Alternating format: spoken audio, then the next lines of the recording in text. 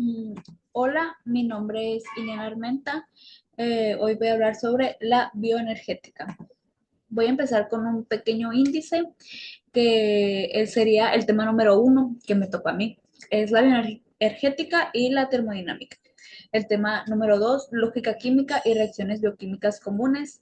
El tema número tres, transferencia del grupo fosforilo y ATP. Y el tema número cuatro, reacciones de oxidación, reducción biológicas. Empezaré con una pequeña introducción.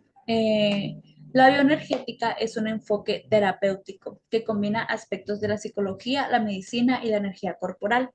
Se centra en la conexión entre el cuerpo y la mente, proponiendo que las emociones no expresadas y el estrés puedan manifestarse en el cuerpo como tensiones o bloqueos energéticos. Eh, Hablaré de unos conceptos claves.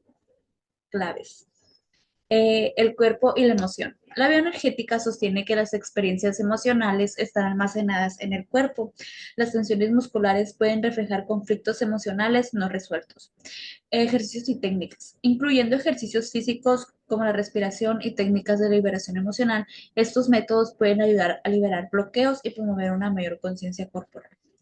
Equilibrio energético. Se busca restaurar el flujo energético en el cuerpo, lo que puede llevar a una mayor salud física y emocional. Autoconocimiento. A través de la práctica de la bioenergética se fomenta el autoconocimiento y la autoaceptación, permitiendo que a las personas abordar y sanar sus traumas emocionales. Algunas aplicaciones serían terapia individual, utilizada en sesiones terapéuticas para explorar y liberar emociones reprimidas. En grupos. Puede aplicarse en entornos grupales, fomentando un sentido de comunidad y apoyo mutuo. Prevención. También se emplea en contextos de prevención del estrés y promoción del bienestar general. La bioenergética busca integrar el bienestar físico y emocional, ofreciendo una perspectiva holística para la sanación y el crecimiento personal. Ok. Ahora daré unas introducciones, pero sería de la bioenergética y de la termodinámica. La bioenergética, pues como ya lo he repetido, se enfoca en los procesos energéticos dentro de los sistemas biológicos. Se interesa por cómo los organismos obtienen y utilizan energía, así como por los flujos de energía que ocurren en las interacciones biológicas, incluyendo aspectos como el metabolismo, el flujo de energía y el ciclo de la energía.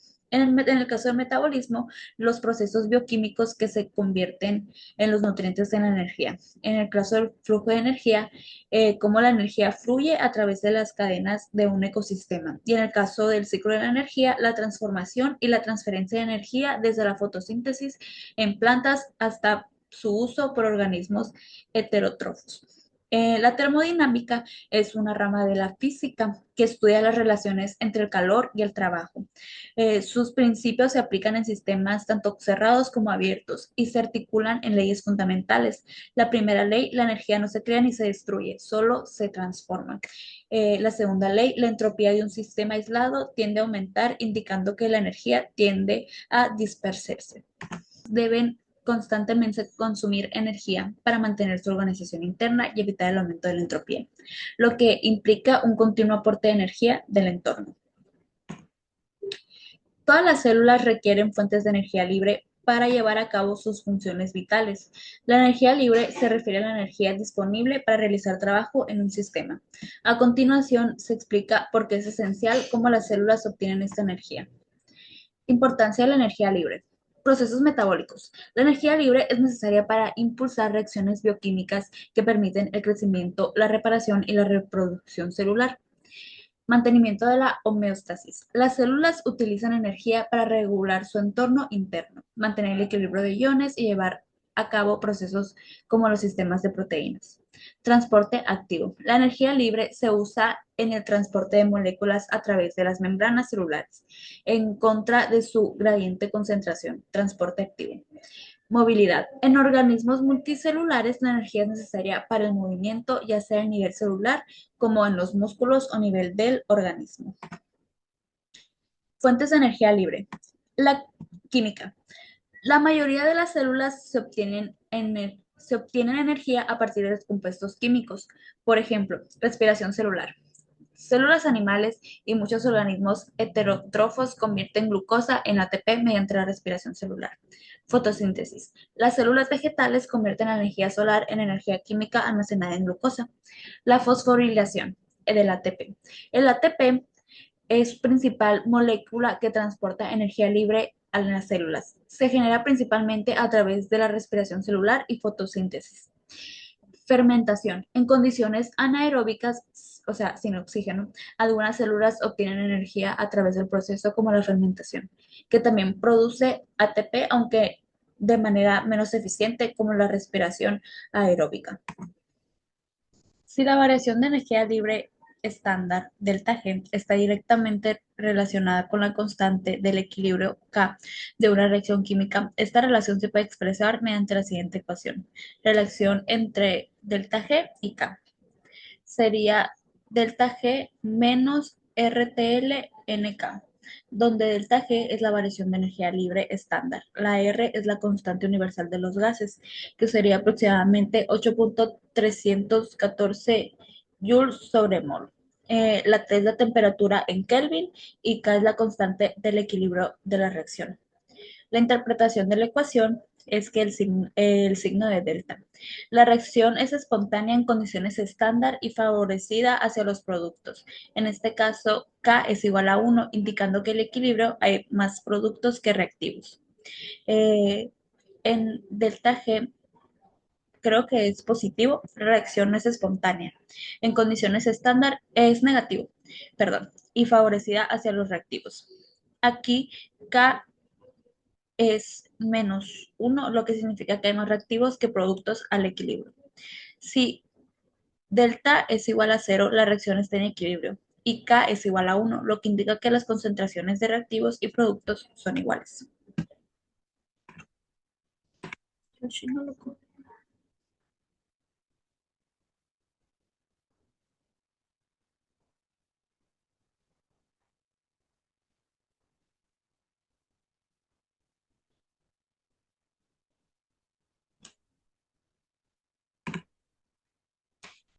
La temperatura es la relación, esta relación pues es en las temperaturas. La constante de equilibrio y la energía libre estándar pueden cambiar.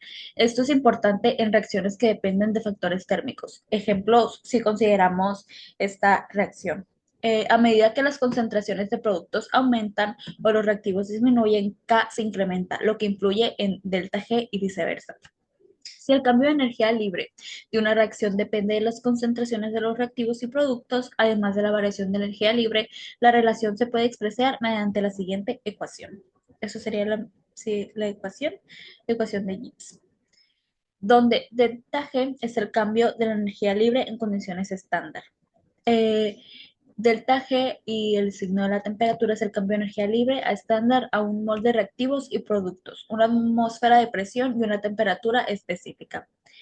Eh, la R es la constante universal de los gases, aproximadamente 8.314 joules sobre mol.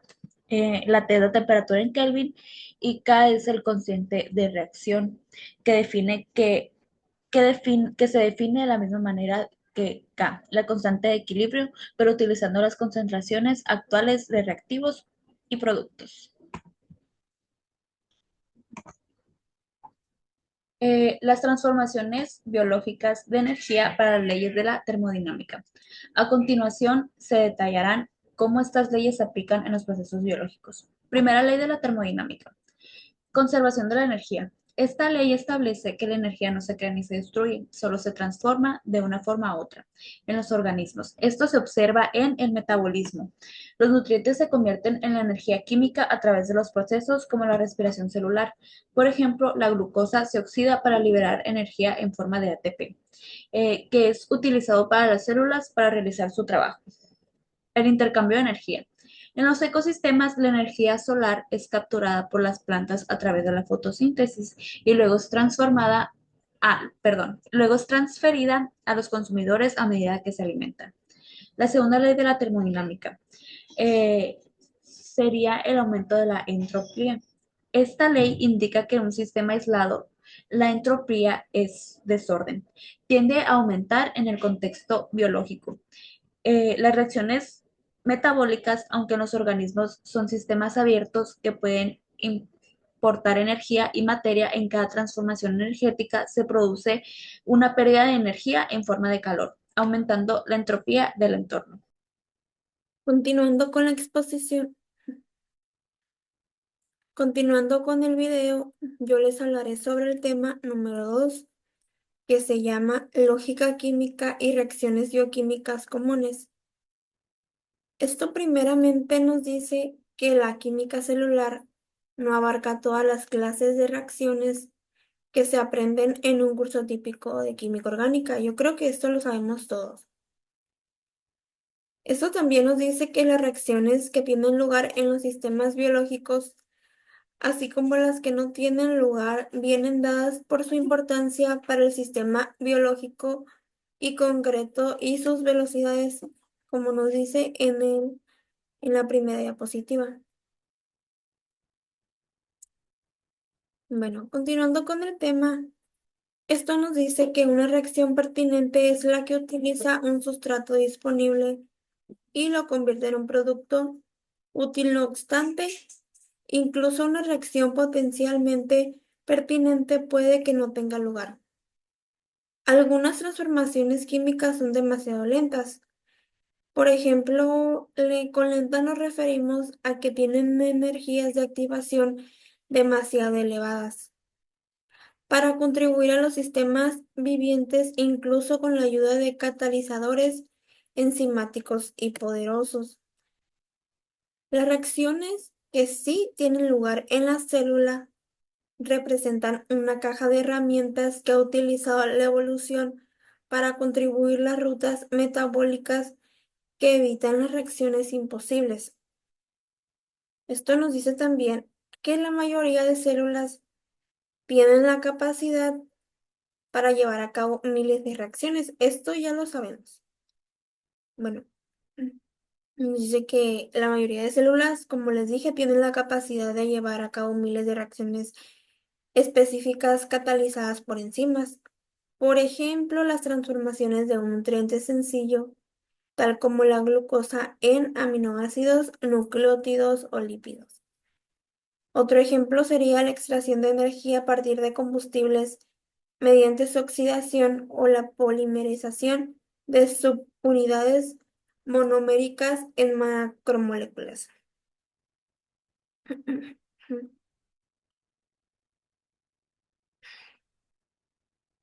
Bueno, de esto nos habla este tema, es como una introducción breve para que conozcamos más acerca de este tema. Bueno, la mayoría de reacciones de las células vivas nos dice que se encuadran en 5 categorías generales. La primera nos dice reacciones que forman o rompen enlaces carbono-carbono. Creo que con este tema estamos más familiarizados ya que lo estamos viendo en nuestra materia de fundamentos de química orgánica. El paso número 2 nos dice reordenamientos internos, isomerizaciones y eliminaciones. El paso número 3 serían las reacciones de radicales libres. Eso también ya nos las han explicado, pues lo comprendemos un poco mejor. El paso número 4 serían las transferencias de grupo. Y por último, el paso número 5 sería la oxidación-reducciones, que este tema también ya lo hemos visto. A continuación nos dice que cada una de estas en mayor detalle nos referimos a ejemplos de cada tipo que se estudian en capítulos posteriores. O sea, bueno, más información vendrían siendo en el libro, pero en capítulos mucho antes de este tema. Bueno, continuando, nos dice que observemos que los 5 tipos de reacciones no son mutuamente excluyentes, las reacciones que ya mencioné. Bueno, por ejemplo, una reacción de isomerización puede transcurrir a través de un intermedio radical libre. Sin embargo, nos dice que antes de continuar deberíamos considerar dos principios químicos básicos.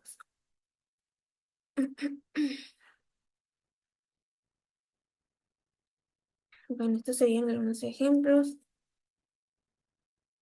Bueno, el primero es un enlace covalente, consiste en un par de electrones compartidos y en general el enlace se puede partir en dos formas, en la rotura homolítica, cada átomo abandona el enlace en forma de radical, pues esto nos dice que llevando un electrón desaparecido, en la rotura heterolítica, que es la más frecuente, un átomo retiene los dos electrones de enlace. En la figura, como lo estamos viendo aquí en estos ejemplos, pues aquí se muestran las especies generadas más frecuentemente al romper enlaces carbono-carbono y carbono-hidrógeno. Los carbaniones, carbocationes e iones hidruro son muy inestables, o sea que esta inestabilidad conforma la química de estos iones, tal como veremos más adelante.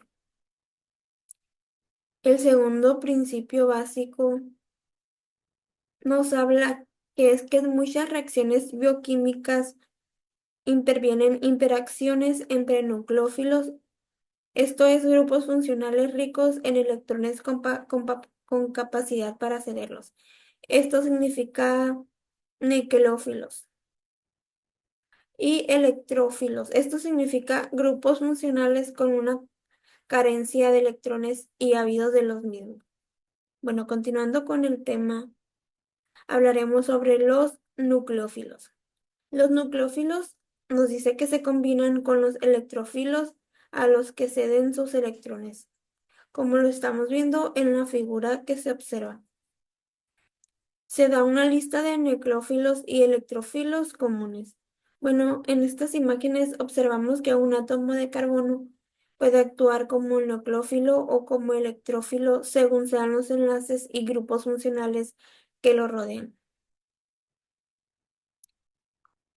Bueno, reacciones que forman o rompen enlaces carbono-carbono. Reacciones que forman o rompen enlaces carbono-carbono. Esto se debe a la rotura heterolítica de un enlace carbono-carbono y un carbanión y un carbocatión, como lo vemos en la figura, y a la inversa. La formación de un enlace carbono-carbono implica la combinación de un carbanión nucleófilo con un carbocatión electrón nucleófilo y electrófilos comunes en reacciones bioquímicas.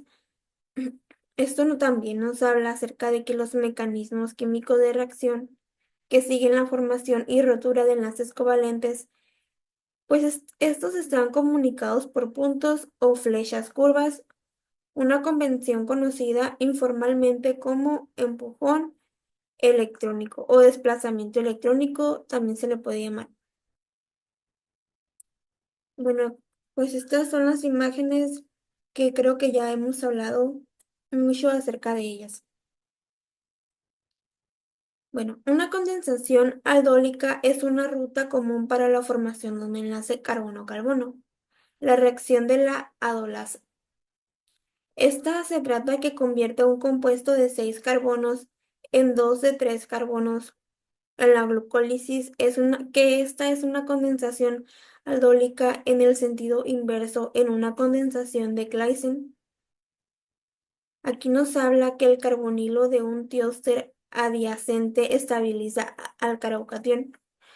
Como esto es un poco difícil de entenderlo, les daré un ejemplo, que sería la síntesis de citrato en el ciclo del ácido. Bueno, en esta imagen la voy a poner más para abajo para que la observen. Esta imagen nos habla de propiedades químicas de los grupos carbonilo.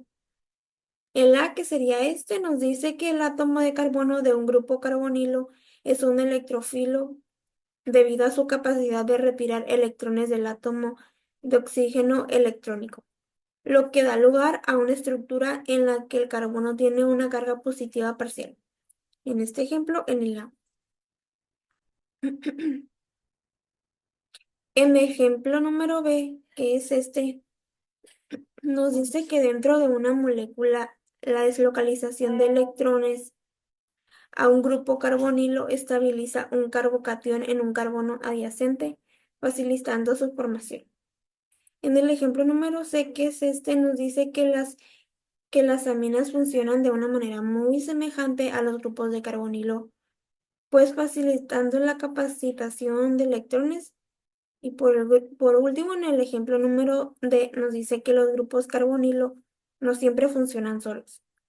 Su capacidad como sumideros de electrones a menudo nos dice que se aumentan por interacción con un ion metálico, tal como magnesio o un ácido general. Bueno, y explicando estos ejemplos ojalá se haya quedado mejor claro, nos pasamos a la siguiente diapositiva, que sería esto. Bueno,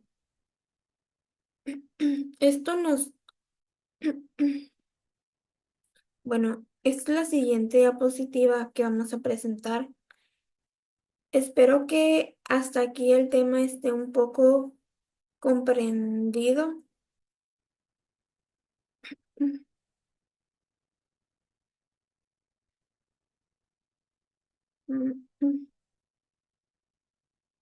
Bueno, esta diapositiva ya la hablamos. Estos son los ejemplos de cada una. Nos pasamos a esta. Bueno, en esta diapositiva nos menciona que reorganizaciones internas, isomerizaciones y eliminaciones, otra clase común de reacciones que se dan en las células. Bueno, otra clase son la reorganización intermoleculares, en las que la redistribución de electrones provoca alteraciones de muchos tipos diferentes sin que cambie el estado de oxidación global de la molécula.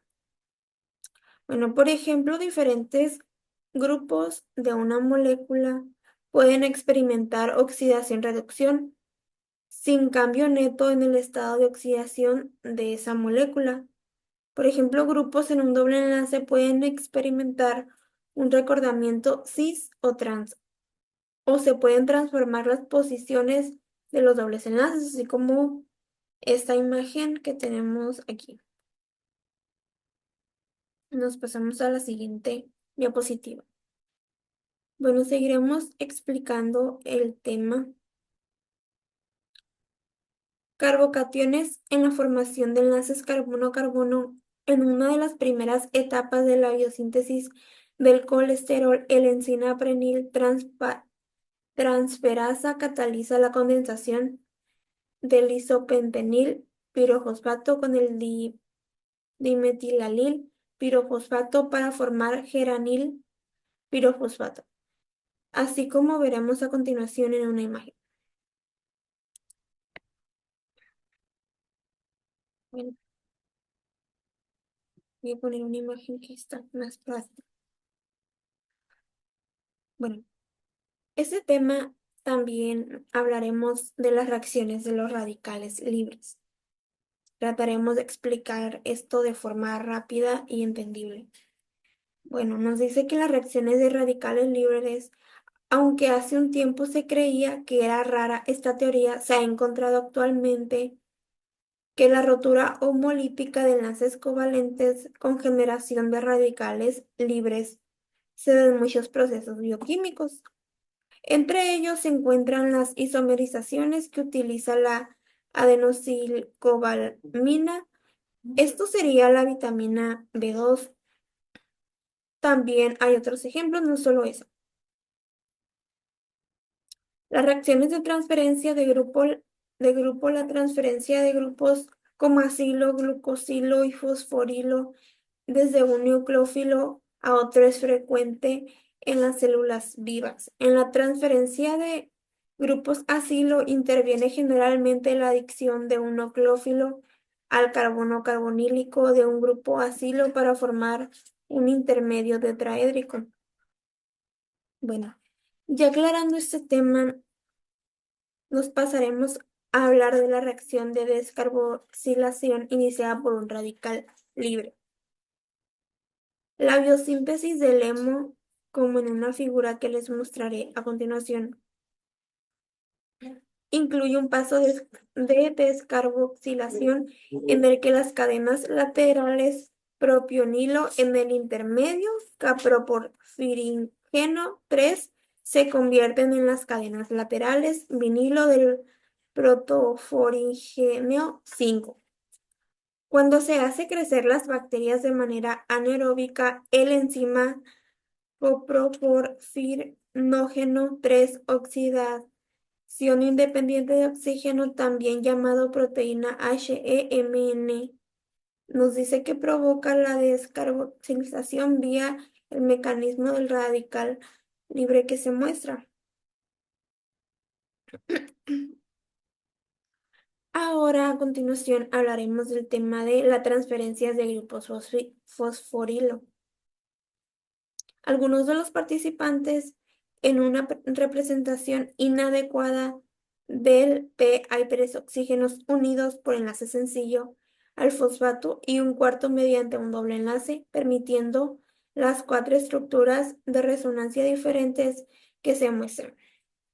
La estructura de resonancia del P puede ser representada de una manera más precisa mostrando las cuatro enlaces fósforo-oxígeno con cierto carácter de doble enlace, los orbitales híbridos así representados, su estructura en tetraedro, el P en su centro. Bueno, por último hablaremos del tema de una reacción de oxidación-reducción. Bueno, con este tema yo creo que hemos estado un poco más familiarizados, por lo mismo que les digo que en clases y materias anteriores este tema ya lo hemos estado llevando y creo que conocemos un poco acerca de ello. Bueno, aquí se muestra la oxidación del lactato a piruvato. Nos dice que en esta deshidragenación, dos electrones y dos iones hidrógeno, o sea, el equivalente a dos átomos de hidrógeno, nos dice que se elimina del carbono al carbono del lácteo un alcohol para formar piruvato. Una acetona. En las células, estas reacciones está catalizada por la lactato y los electrones se transfieren al cofactor nicotinamina, adenina, dinoclutinina, NAD, ADN. Esta reacción es completamente reversible. El piruvato puede ser reducido por electrones transferidos desde el cofactor.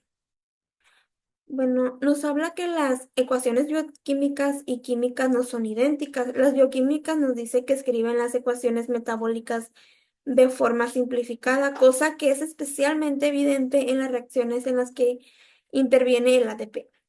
Por ejemplo, los compuestos fosforilados pueden existir en diversos estados de ionización y tal como ya hemos señalado, las de diferentes especies pueden unir magnesio, por ejemplo, a pH 7,0 y magnesio. El ATP puede existir en los formatos ATP. Bueno, por último hablaremos de un tema que es lógica química y reacciones bioquímicas comunes. El primer punto nos habla que los sistemas vivos utilizan un gran número de reacciones químicas que se pueden clasificar en 5 generalidades. El paso número 2 nos dice que los grupos carbonilo juegan un papel especial en reacciones que forman o rompen enlaces carbono-carbono. Los intermedios carbanión son frecuentes y se estabilizan mediante grupos carbonilo adyacentes o menos frecuentemente por iminas o ciertos cofactores. El paso número 3 nos dice que una redistribución de electrones puede producir reordenamientos, isomeraciones y eliminaciones. Tales reacciones incluyen oxidorreducción, intramoleculares, cambios cis-trans en el ordenamiento de un doble enlace y transformaciones de doble enlace. El 4 paso nos dice que la rotura homolítica de enlaces covalentes que genera radicales libres tienen lugar en algunas rutas, tales como ciertas reacciones de isomerización, descarboxilación, de reductas y reordenamientos. El paso número 5 nos habla que las reacciones de transferencia de fosfóricos son un tipo muy importante en la transferencia de grupo dentro de las células. y se requieren para la activación de moléculas que han de intervenir en reacciones que de otro modo serían muy desfavorables. Por último, el paso número 6 nos dice que las reacciones de oxidación reducción implican la pérdida o ganancia de electrones. Esto creo que ya lo sabemos. Bueno, seguimos con el tema. Nos dice que un reactivo gana electrones reduciéndose, mientras que el otro los pierde y se oxida. Las reacciones de oxidación generalmente liberan energía, pero siendo importante el catabolismo. Bueno, con esto terminamos este tema. Grupo fosforilo y ATP. Como se da a entender en termodinámica, o más bien como en esta conexión o seguimiento con termodinámica, se da a entender las transferencias del grupo, como se da a entender, que se da a entender de que hay tres tipos de sistemas: abierto, cerrado, y pues de ese tipo, ¿no? Y damos como seguimiento a estas variables que es importante tenerlas porque las vamos a ver pues muy consecutivamente, que vendrían siendo el incremento, el triangulito vendría siendo el incremento, se puede venir expresada como el incremento de la entalpía, incremento de la entropía, o como un estado final o un estado inicial, o el incremento de algo, o el incremento de la entalpía, bueno, de esas variables, vaya. Y podemos dar como seguimiento aquí de que la entalpía o calor a presión constante es, refleja el calor interno o reflexionante a presión constante, refleja el número y el tipo de enlaces que contiene una molécula, el incremento de la entalpía de un sistema, H, que expresa una medida o cantidad de energía absorbida o cedida por un sistema termodinámico. Es por lo tanto la cantidad de energía que este sistema puede intercambiar en su entorno y pues aquí se puede apreciar este recuadro que conlleva el contenido que leímos con anterioridad, donde la energía de enlace es cuando los átomos forman moléculas mediante enlaces covalentes. Los enlaces covalentes se liberan, por lo tanto, en el campo de la formación de una molécula, la energía del producto es menor que la de los átomos al inicio de la reacción. El cambio de la energía del sistema que se produce desde un estado inicial al final producirá una pérdida de energía del sistema. Por esta razón, porque el producto final tiene menor energía y en consecuencia es más estable, es porque los átomos tienden a formar enlaces covalentes. Si ahora se piensa que es un proceso inverso, la ruptura de un enlace covalente, se producen o que se requieren de la misma energía para romperlo en, en la que se desprendió en su formación. Los enlaces covalentes como tal son enlaces que son simples y relacionado con la química vendría siendo como el proceso de el enlace sp3, por así decirlo, que vendría siendo un enlace sigma, un enlace simple, donde en sí es un enlace pues un tanto mayor estable. Y la energía requerida para romper un enlace químico en fragmentos neutros en estado gaseoso. Esto se puede observar claramente cuando en este ejemplo pues se toma como hidrógeno y oxígeno, que son las dos principales moléculas o átomos que se conllevan en, en el agua, vaya, donde el agua puede sufrir diferentes tipos de procedimientos o más bien de estados, que en este caso es el gaseoso, donde pasa de su estado líquido y sufre por medio de la temperatura y cambia a un estado de vapor o más bien gaseoso. Vendría siendo básicamente lo mismo. En donde el estado gaseoso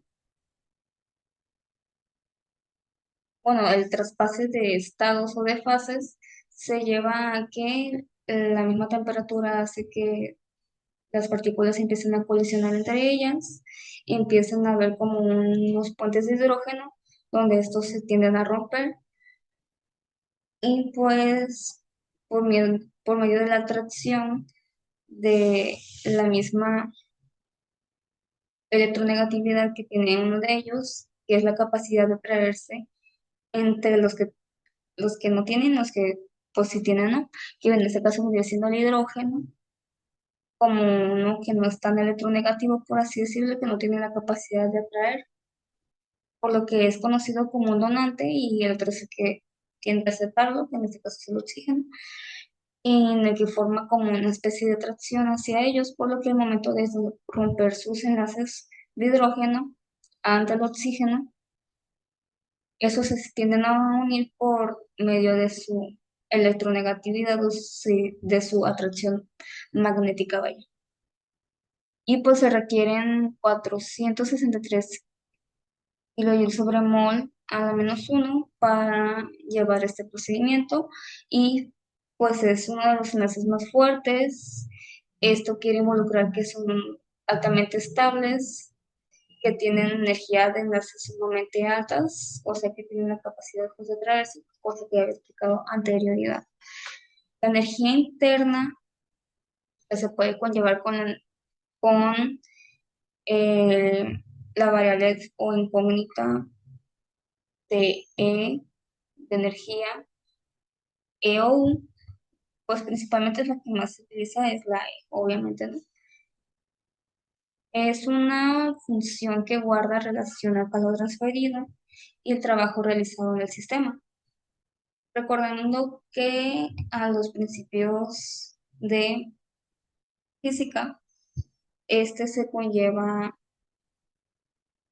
en base a un trabajo que es expresado con la W, pues de la fuerza y todo eso, del desplazamiento, ¿no? Que eso puede provocar cierta fricción y cierto calor entre ese cambio. Viene determinado por la vibración, rotación, traslación de las moléculas y su energía de enlace, en la suma de la energía cinética o potencial de las partículas que componen el sistema. La energía interna es un sistema que solo puede modificarse mediante intercambios de calor, trabajo en el sistema y su entorno.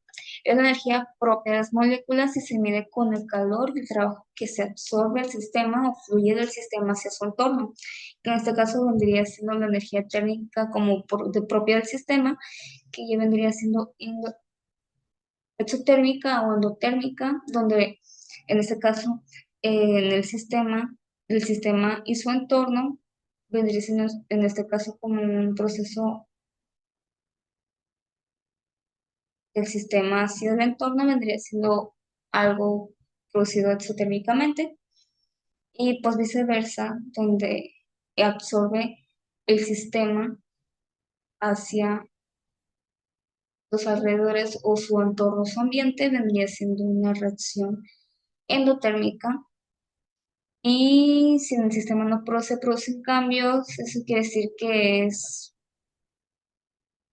pues igual a la energía inicial, o sea, la final y la inicial pues son relativamente iguales. Por lo que eh, el incremento de la energía vendría siendo igual a la energía final menos la energía inicial. ¿Por qué vendría siendo negativo el hecho de que sea la primera fase pues, negativa, ¿no? Esto se vendría conllevando a que al momento de, por ejemplo, realizar un trabajo, pues eso ya vendría siendo algo que lo involucre uno mismo como individuo, ¿no? Por lo que eso nos llevaría siendo espontáneo. Espontáneo es algo creado que no lo podemos controlar, por ejemplo, de que se me llega a caer este garrafón, este termo o un teléfono, ahí se produce una especie de energía negativa por la acción de la gravedad y pues todo ese tipo de cambios, ¿no? Y eso conllevaría a la siguiente diapositiva, donde se explicó anteriormente, donde la endotérmica es capaz de absorber el calor del entorno, endotérmica, que absorbe del entorno y que transcurre hacia los alrededores, que vendría siendo el incremento de la entalpía, y en este caso es positivo. No se produce espontáneamente y pues se lleva así ese proceso. Igual el exotérmico, eso es viceversa, o sea que es negativo, o sea que es un proceso un tanto espontáneo que se llevan en los reactivos en los productos. En cualquier caso, la reacción química es la variación de la entalpía, que vendría siendo el incremento de la entalpía de una reacción, que es igual a la diferencia de la suma de las entalpías de la formación, tal como el incremento de la entalpía estándar de una reacción, que vendría siendo igual a la sumatoria más la entalpía estándar de los productos menos la de los reactivos, que vendría siendo este como el inicial y los productos como algo que ya se elaboraron de los propios reactivos. Por ejemplo, ay, no se me ocurre ningún ejemplo, pero pues si hay algo pues más base común con aspecto de la química.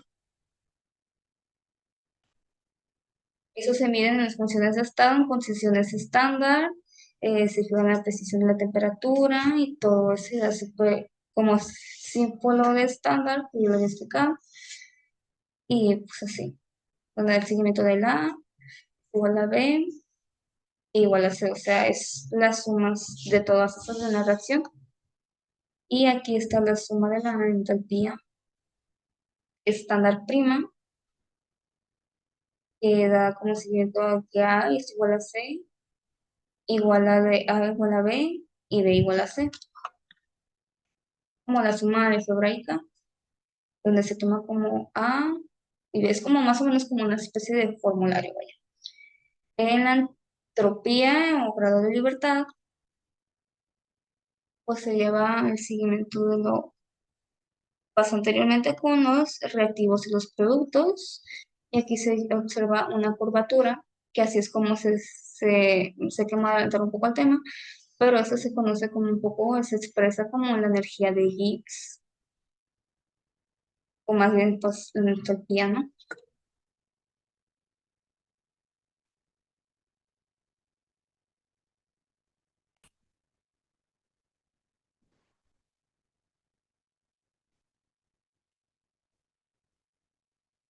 Y pues aquí se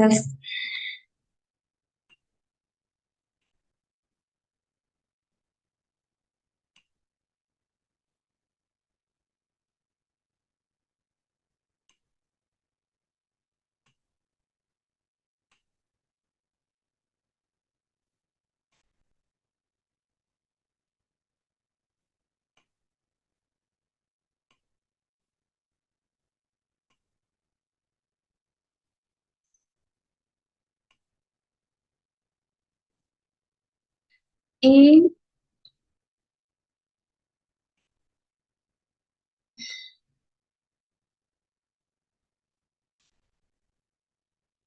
la, entro- la entra- la entropía es una función de estado y mide el grado de desorden y de liberación del sistema.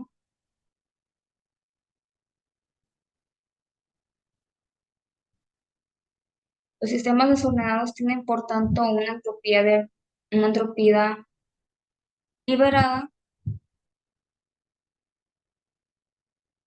Los sistemas ricos en información son sistemas muy ordenados y tienen niveles de entropía bajos. Entropías, niveles de entropía bajos.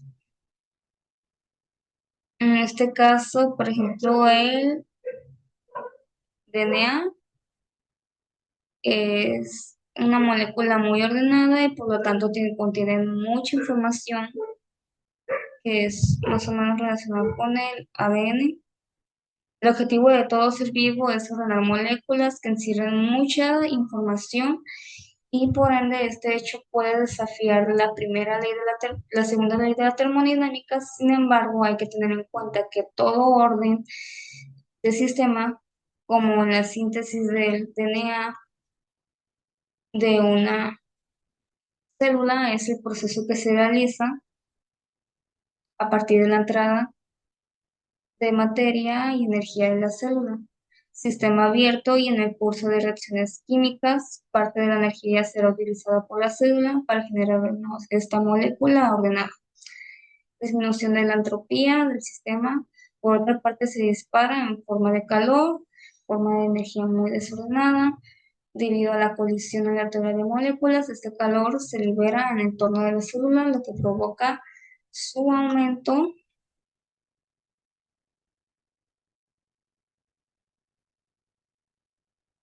Y aquí se puede observar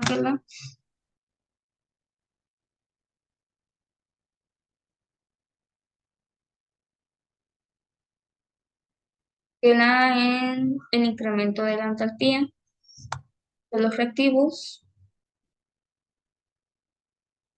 de los productos menos los reactivos, da como seguimiento a que es el incremento de la entalpía es em, un tanto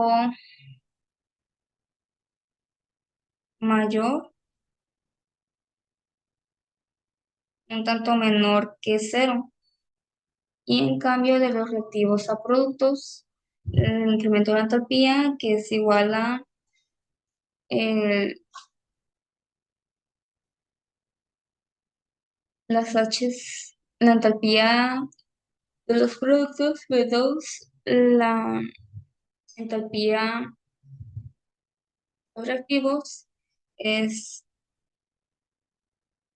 mayor que cero. En la parte endotérmica, donde se puede ver que exponencialmente los productos pues elevan.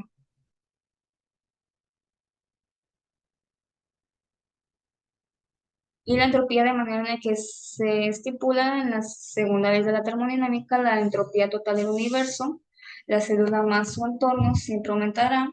Y las características de la entropía son las siguientes. La entropía es una función de estado, mide el grado de desorden o de libertad de un sistema. Los sistemas desordenados tienen una entropía elevada, mientras que los sistemas ordenados tienen una entropía muy baja.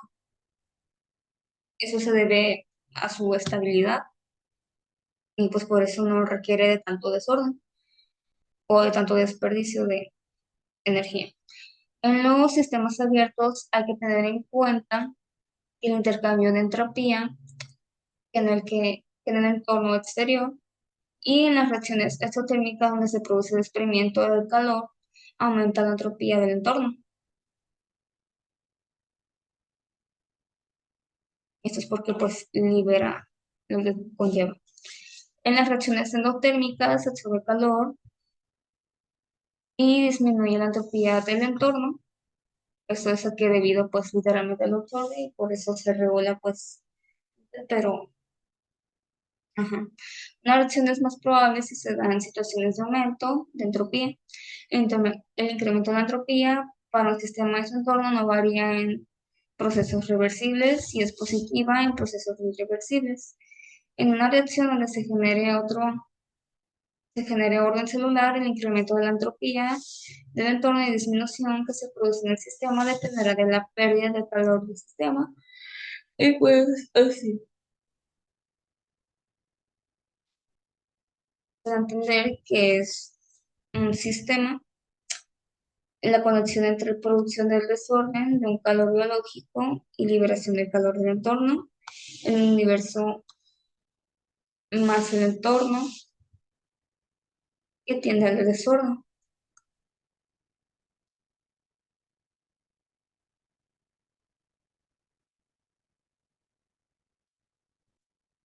Y pues aquí se da el seguimiento de la energía libre de Gibbs, que así es como se denominaba en vez de entropía o entalpía. Este se utiliza como un término general, que es la energía de Gibbs, donde la energía de Gibbs puede ser igual al incremento de la entropía en el universo y que se ocupan variaciones del sistema sin necesidad de medir el entorno. Y por energía libre de Gibbs permite predecir la dirección de las reacciones químicas, su posición exacta en el equilibrio y la cantidad de trabajo que pueden llevar a cabo, que pueden producir, que pueden llegar a, a llevar mediante la temperatura, las presiones constantes, y todo esto pues, se conlleva en una ecuación compactada que es de la energía de Gibbs. En este caso vendría siendo el incremento de la energía de Gibbs, igual a la entropía, el incremento de la entropía menos la temperatura de la energía de la entropía. Entalpía, entropía, entropía. Lo más importante es que conocer estos valores y se podría saber que los reactivos se van a transformar espontáneamente en productos al momento de llevar pues esta negativa. Y que es menor que la inicial, por tanto es negativa y dice que la reacción es exergónica. O sea, en este se implementa mucho el hecho de que requiere del uso del calor, una variación de energía libre y es positiva con la reacción energónica. Tomando en cuenta el siguiente tema de la oxidación, reducción, redox, nos dice que la oxidación es un proceso clave tanto en la naturaleza como en la tecnología, aunque puede causar deterioro en ciertos materiales como el metal, también es esencial para la vida y muchas funciones cotidianas. En nuestro cuerpo ocurre la oxidación entre, o constante a nivel celular, especialmente el proceso de respiración celular, donde el oxígeno se usa para convertir nutrientes en energía. Este proceso libera energía almacenada en el ATP, lo que nos permite que las células realicen sus funciones, incluyendo actividades cruciales como la contracción muscular y el bombeo del corazón.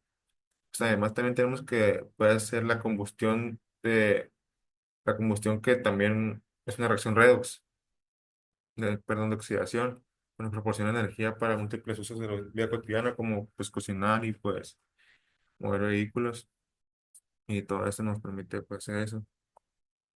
Aquí vemos en la imagen, en el 18.1, la figura A, que dice que es la pérdida de un grupo fosfato por parte de los fosfato, ATP, que es la fuente de energía de los seres vivos. Pues la figura número B dice que el producto obtenido se conoce como adenosíntesis fosfato, que es el ADP, que son muy similares. Eh, Aquí nos dice que la palabra oxidación, pues aquí dice que reducción, fracciones de oxidación y reducción. Dice que la palabra oxidación se creó para describir la reacción de un elemento con oxígeno formando un óxido, por ejemplo, cuando el hierro se oxida, que vemos, genera herrumbre, óxido de hierro, y al quemar carbón se produce óxido de carbono. Miramos que dice que esto pasa. También miramos que en la siguiente imagen nos dice que la reducción originalmente se refería a eliminar un oxígeno de un óxido obteniendo un elemento puro. Elemento puro como cuando el cobre se obtiene al calentar su óxido con carbón. Con el tiempo se redefinió la oxidación implica la pérdida pues, de electrones y un aumento en el número de oxidación, como se sabe. Eh, entonces, mientras que la reducción es la ganancia de electrones y la disminución en el número de oxidación, pues eso nos dice que pues, la oxidación puede ser la ganancia de oxígeno o pérdida de electrones y la reducción es la pérdida de oxígeno o ganancia de electrones, como se sabe. Aquí vemos pues, un ejemplo de la reacción de un metal, del magnesio con un no metal que es el azufre, ambos en estado elemental. Aquí nos dice que el magnesio perdió dos electrones, lo que causó que su estado de oxidación aumente pasando de 0 a +2. Es decir, el magnesio se oxidó y simultáneamente el azufre ganó 2 electrones y su número de oxidación disminuyó de 0 a -2, perdón. El azufre se redujo. Es una reacción química, nunca puede haber una oxidación sin una reducción y viceversa. La oxidación de un elemento necesariamente provoca la reducción de algún otro, por eso decimos que un elemento se oxida perdiendo electrones o actúa como reductor, pues alguna otra especie excede sus electrones de manera análoga. Un elemento que se reduce ganando electrones actúa como oxidante, pues toma otra especie de los electrones para reducirse. Entonces, aquí decimos que un elemento que se oxida actúa como reductor, que es un donador de electrones. Un elemento que se reduce actúa como oxidante, que es un aceptor de electrones. Y entonces decimos en esta palabra. Aquí tenemos cómo se va a resolver el problema de cuál es el oxidante y el reductor, ¿no? Aquí dice que empecemos a escribir la reacción es forma iónica, que tenemos el cobre +2, el nitrógeno y oxígeno 3, plomo, que se hacen pues cobre, plomo y eso. Y aquí dice que es fácil ver que el cobre hubo un cambio de estado de oxidación que pasó de 0 a 2, de +2 a 0, que es decir, se redujo, ganando 2 electrones. El plomo, por otro lado, el número de oxidación aumentó de 0 a +2. El plomo pues se oxidó, ¿no? Pues perdió 2 electrones. Y pues podemos pues decir entonces que el plomo también redujo al cobre o que el cobre oxidó al plomo. Ni el oxígeno ni el nitrógeno participan en este caso de oxidorreducción redox, ya que permanecen formando iones nitratos sin cambio alguno de su número de oxidación.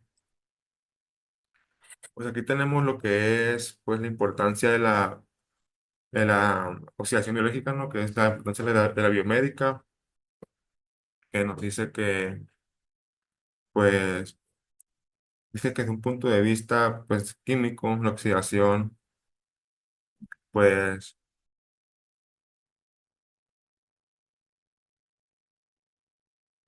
bueno, para reducir todo esto, nos dice que para explicar de una manera más sencilla, pues aquí nos dice que la importancia de la biomédica, ¿no? Pues dice que pues en química cuando nos hablamos de oxidación nos referimos a la pérdida de electrones como mencioné anteriormente, mientras que la reducción es cuando una molécula gana electrones. Esto ocurre cuando dos procesos siempre ocurren juntos, o cuando una molécula se oxida porque pierde electrones, ¿no? O otra se reduce porque los gana. Este principio es fundamental para entender cómo funcionan las reacciones del cuerpo. Por ejemplo, las células de nuestro cuerpo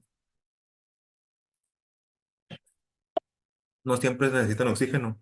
Para las oxidaciones, pues algunas reacciones en el cuerpo pueden llevarse a cabo sin oxígeno, como pues son las deshidrogenaciones, donde el hidrógeno se retira de una molécula. Además, el oxígeno pues se utiliza por unas enzimas pues como que se llaman oxigenasas. Ayudan al cuerpo a descomponer medicamentos, contaminantes o químicos, dañinos, ¿no? Un ejemplo importante de estas enzimas, pues en el sistema eh, es el citocromo P450, que juega un papel clave como en el cuerpo que procesa fármacos y sustancias tóxicas. Y pues tenemos que tener finalmente en situaciones de emergencia médica como cuando alguien tiene pues, complicaciones respiratorias o problemas circulatorios, además de oxígeno, puede salvar o ser crucial para salvar la vida. Pues mm, aquí tenemos que los cambios de energía libre pueden expresarse en términos de potencial pues, de redox. Eh, pues aquí nos dice que, para explicarlo, dicen que las reacciones que involucran oxidación y reducción, la energía que se libera o absorbe está relacionada con la capacidad de las moléculas de donar o aceptar electrones. Además de medir el cambio de energía libre con un llamado valor, eh, el llamado energía libre en grados, también podemos pensarlo como un potencial redox que mide la tendencia de las moléculas a ganar o perder electrones. Este potencial de redox se compara con el del electrodo de hidrógeno que se utiliza como referencia en los sistemas biológicos. El potencial redox se mide a un pH de 7.0 y en este caso, pues que vemos eh, el potencial de referencia de hidrógeno es de menos 0.42 voltios. Esto nos ayuda a entender hacia dónde fluyen los electrones entre diferentes moléculas. Para predecir qué dirección se moverán los electrones entre dos sistemas, podemos ver los potenciales redox de cada uno. Aquellos con un potencial más bajo donarán electrones a los que tienen uno más alto. Aquí dice que las enzimas que participan en este proceso se llaman oxidación y reducción, se llaman oxidorreductoras y se dividen en cuatro tipos, que serían pues las oxidasas, que son las que utilizan oxígeno para aceptar electrones, las deshidrogenasas, pues las que eliminan hidrógeno de una molécula, hidroperoxidas, son las que trabajan pues con peróxidos como el peróxido de hidrógeno, y las oxigenasas, pues son las que se encargan de introducir oxígeno en otras moléculas. Me dice que este sistema es clave en muchas reacciones químicas o biológicas, ya que permiten que las células se procesen energía y lleven a cabo otras funciones esenciales. También tenemos la biosíntesis de moléculas esenciales como carbohidratos, proteínas y lípidos que implican diversas reacciones de oxidación o reducción. Por ejemplo, carbohidratos, ¿no? Que es el proceso de la síntesis, la fotosíntesis de las plantas es un ejemplo clave donde el dióxido de carbono se reduce a glucosa, donde la fase luminosa, en esta etapa la luz solar se utiliza para oxidar el agua, liberando oxígeno y generando ATP y NADPH. También tenemos en la fase oscura el ciclo de Calvin que utiliza ATP y NADPH para convertir dióxido de carbono en glucosa. Aquí el dióxido de carbono se reduce mediante electrones aportando por NADPH que vimos en la siguiente imagen que nos dice que el agua, la luz solar y la glucosa generan dióxido de carbono, clorofilia y oxígeno. También tenemos que las proteínas, los aminoácidos de la biosíntesis de proteínas, comienza con una formación de aminoácidos, perdón, aminoácidos que son bloques de construcción de las proteínas. Este proceso implica la transferencia de grupos amino entre aminoácidos y cetoácidos, donde se producen reacciones redox que convierten ciertos compuestos en otros. La síntesis de proteínas durante la traducción, los ribosomas ensamblan aminoácidos en cadenas polipeptídicas. La energía necesaria para formación de enlaces peptídicos proviene de la hidrólisis del ATP, aunque no es directamente una reacción redox. Las reacciones de reducción y oxidación son críticas en la regulación de la síntesis proteica. Tienes la siguiente imagen. El factor liberado reconoce el codón de parada de ARNM. Pasa a la proteína se libera al sitio P, el ribosoma se le separa y se libera ARNM. Pues continuando, dice que la importancia de las reacciones de reducción y oxidación, redox, son fundamentales como en los organismos debido a su papel central en el metabolismo celular y la producción de energía. La transferencia de electrones que ocurre en estas reacciones permite el almacenamiento y liberación de energía de manera controlada. Pues tenemos un ejemplo que la respiración celular. En los organismos aeróbicos que utilizan oxígeno, las moléculas de los nutrientes como la glucosa se oxidan en una serie de pasos para producir ATP, adenosín fosfato, la moneda energética de las células. Tenemos otros ejemplos que como son la cadena de transporte de electrones, ciclo de Krebs, la glucólisis y en esos casos. Las moléculas en las células, las reacciones redox están mediadas por una serie de moléculas transportadoras de electrones, NAD+, nicotidamina, adenina, dinucleotido. En un cofactor que acepta electrones se reduce a NADH en su forma reducida. El NADH transporta electrones a la cadena de transporte de electrones para producir ATP. Moléculas clave en reacciones redox.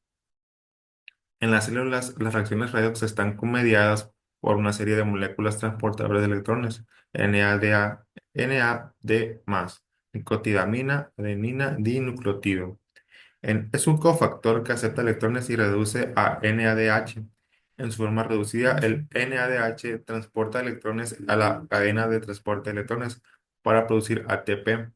El FAT, flavimina adenina dinucleótido, es otro cofactor que se reduce a FADH2 durante el ciclo de Krebs, llevando electrones a la cadena de transporte NADP+, nicotinamina, adenina dinucleótido fosfato, similar al NADA, al NAD+. Se utiliza en las reacciones anabólicas como fotosíntesis, donde se produce NADPH, un transportador de electrones clave en rutas biocinéticas. También tenemos la fosforilación oxidativa. El paso crítico donde las reacciones redox permiten la producción de masiva de ATP es la cadena de transporte de electrones. Aquí, los electrones de NADH y FADH2 son transferidos a través de una serie de complejos proteicos incrustados en la membrana mitocondrial interna. A medida que los electrones fluyen a través de estos complejos, la energía liberada se utiliza para bombear protones, H+, desde la matriz mitocondrial hacia el espacio intermembrana, creando un gradiente de protones. Este gradiente genera una fuerza llamada fuerza motriz de protones que impulsa a la enzima ATP sintasa a sintetizar ATP a partir de ADP y fosfato inorgánico. Este proceso se denomina fosforilación oxidativa y es el mecanismo principal mediante el cual las células aeróbicas producen grandes cantidades de ATP. El oxígeno es el aceptor final de electrones. En los organismos que respiran oxígeno, este gas desempeña un papel esencial como el aceptor final de electrones en la cadena de transporte de electrones.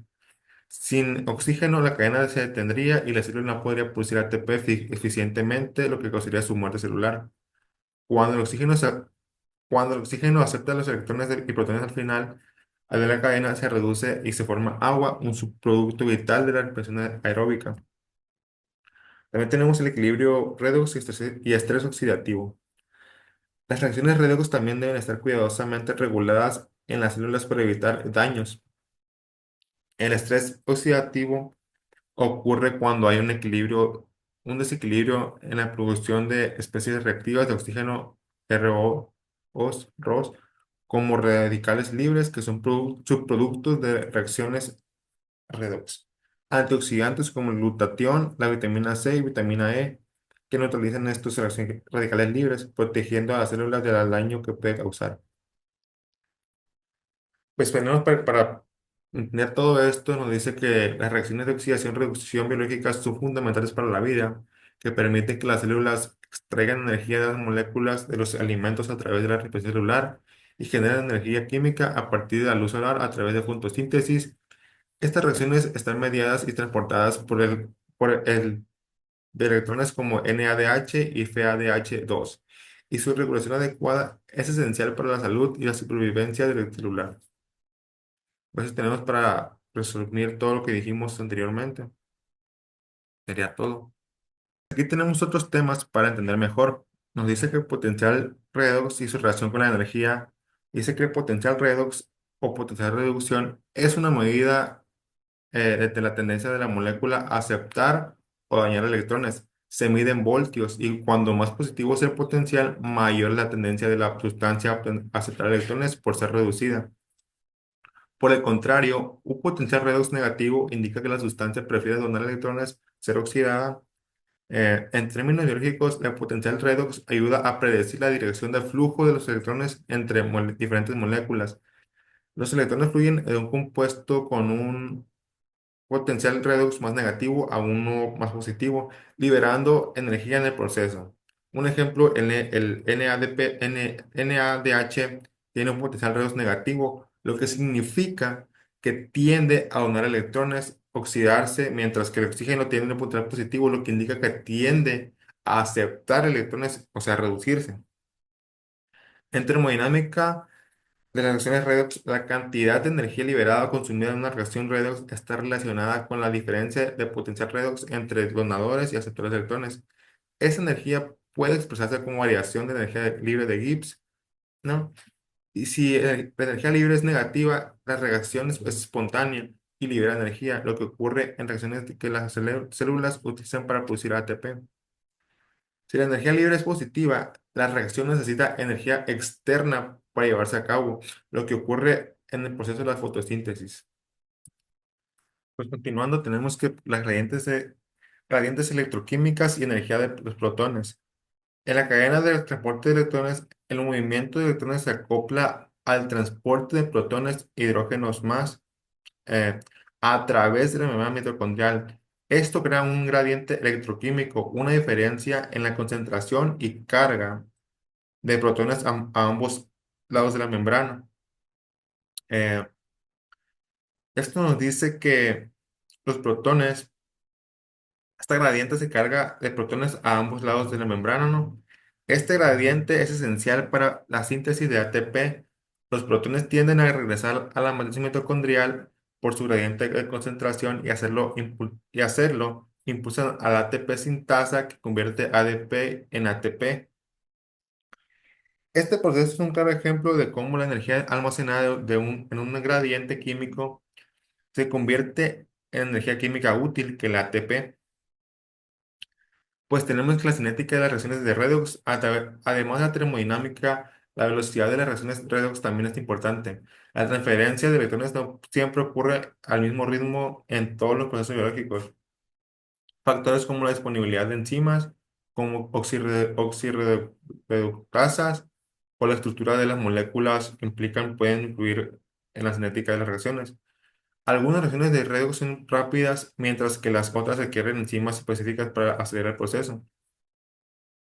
Tenemos las oxirreductasas, enzimas redox.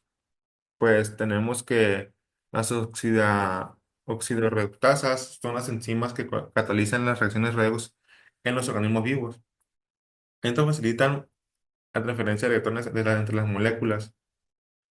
Existen varios tipos de oxirreductasas, como las deshidrogenasas que eliminan hidrógenos y electrones de las moléculas y las oxidasas que transfieren electrones al oxígeno. Ejemplo, el citocromo C oxidasa. Es una enzima clave en la cadena de transporte de electrones que transfiere electrones de oxígeno formando agua. También tenemos que especies reactivas de oxígeno. En las reacciones redox biológicas, especialmente en la respiración celular, se pueden formar subproductos dañinos conocidos como especies reactivas de oxígenos, como el superóxido y el peróxido de hidrógeno. Estas moléculas altamente reactivas pueden dañar proteínas, lípidos y ADN, lo que genera un estado de estrés oxidativo. El organismo necesita oxidantes como la glutatión, las enzimas como el superóxido dismutasa para neutralizar estos compuestos y evitar daños celulares. Relación con enfermedades y envejecimiento. Las reacciones redox y el desequilibrio es la producción y manejo de errores. Esto implica en una serie de enfermedades crónicas como el cáncer, el Alzheimer, el Parkinson y envejecimiento. Mantener un equilibrio redox adecuado es esencial para la salud celular a largo plazo, que tenemos cofactores y prostaglandinas redox. Algunas moléculas biológicas como las flavoproteínas o prostéticas de hierro azufre son componentes clave en las reacciones redox. Ayudan a las proteínas y enzimas a transferir electrones eficientemente. Por ejemplo, las proteínas de hierro azufre en la cadena de transporte de electrones ayudan en la transferencia rápida y eficiente de electrones entre complejos. Aquí tenemos que el papel del NADH y el NADPH en la biosíntesis, mientras que el NADH se utiliza principalmente en la producción de energía a través de la cadena de transporte de electrones, el NADPH es crucial para las reacciones anabólicas biosintéticas, donde se necesita energía para construir moléculas. El NADPH es una molécula reducida que proporciona electrones para la síntesis de lípidos, nucleótidos y biomoléculas. lo que subraya la importancia de reacciones redox en el mantenimiento y construcción de la estructura molecular. Y tenemos que, para comprender mejor, nos dice que, pues, más resumidamente, eh, las reacciones de oxidación-reducción biológicas es necesaria conocer los conceptos de potencial redox, energía libre de Gibbs, gradientes electroquímicas y la importancia de las enzimas como la oxidorreductasas. También es fundamental entender cómo estas reacciones permiten a las células extraer energía, regular procesos y defenderse contra el estrés oxidativo. Además, estos procesos tienen unas implicaciones directas en la salud y el envejecimiento celular. Pues por mi parte sería todo. Gracias y pues es todo.